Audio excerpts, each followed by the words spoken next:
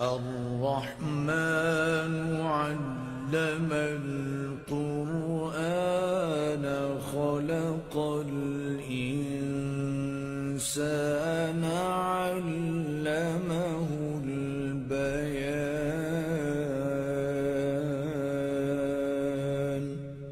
الشمس والقمر بحسبان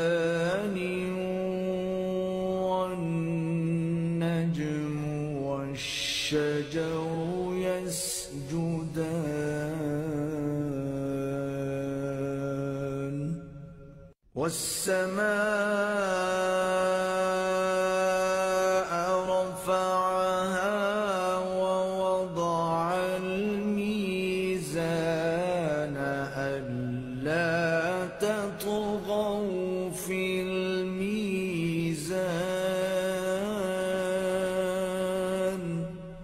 وأقيموا الوزن بالقسط ولا تخسروا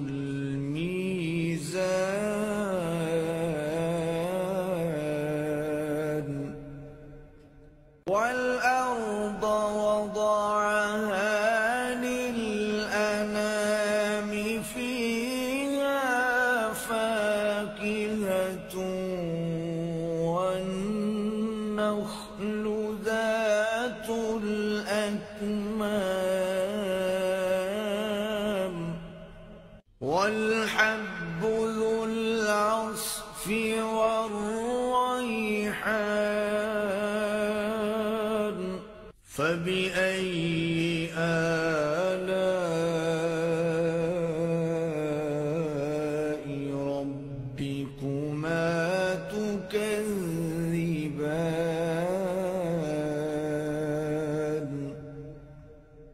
خلق الإنسان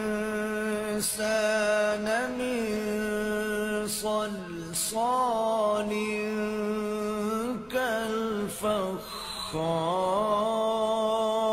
كالفخار وخلق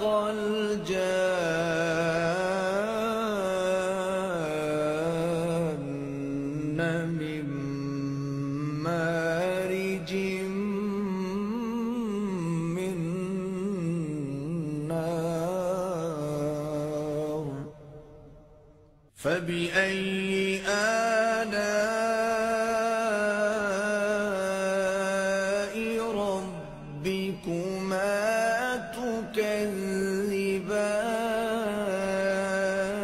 تكذبان رب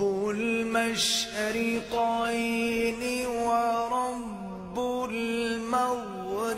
المغربين فبأي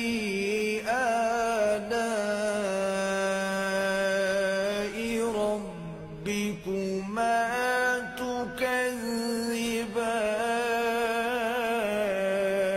تكذبان مرج البحرين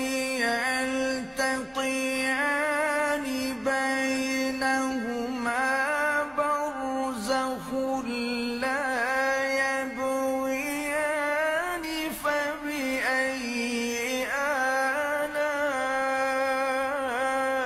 آلاء ربكما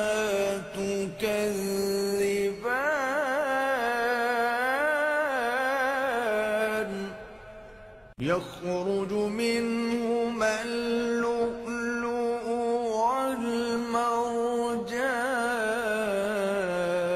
والمرجان فبأي